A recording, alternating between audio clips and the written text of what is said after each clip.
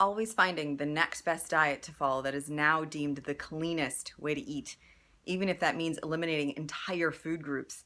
Feeling wrong or guilty when eating foods not part of that diet. Having anxiety about how food is prepared.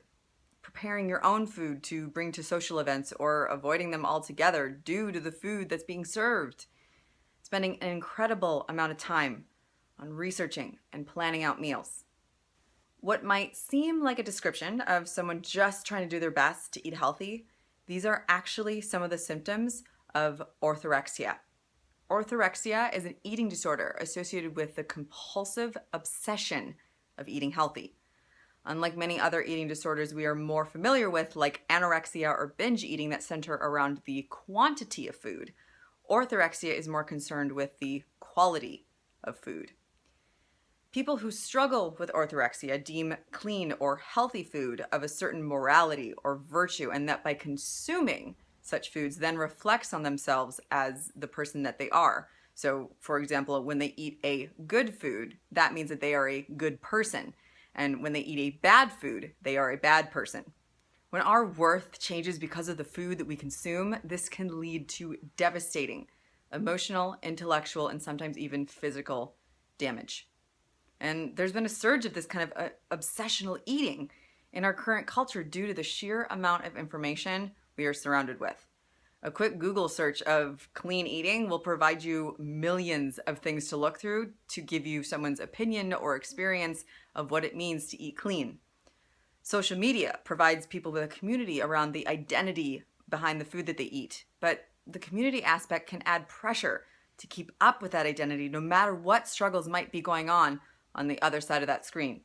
And our media celebrates and promotes fad diets, trendy foods, left and right. We are living amongst a culture that has given almost religious status to eating in a certain way.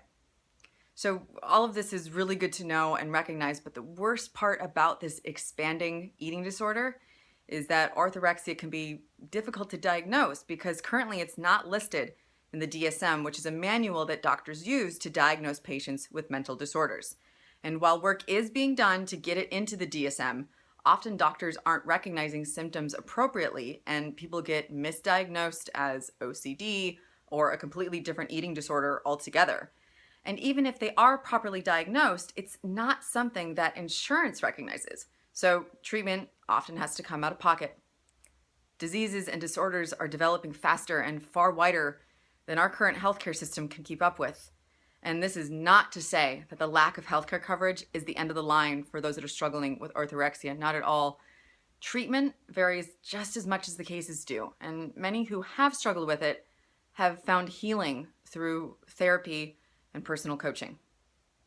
So if any of this rings true for yourself or someone you know, please don't be afraid to speak up and reach out. Reach out to a loved one, a family member, a therapist, or a health coach. Yes, there are genetic and environmental factors that can play into someone being more likely to develop an eating disorder, but orthorexia in particular is a disorder of how we relate to our food. It can be prevented, it can be recognized, and people who struggle with it can find balance again. Health goes so far beyond the food that we put into our body. It includes our mental and emotional wellness, our relationships with others, and how we find balance in all aspects of our lives. But when the food you eat begins to inflict on that balance, that's when a line has been crossed and it's time to reach out to restore that balance.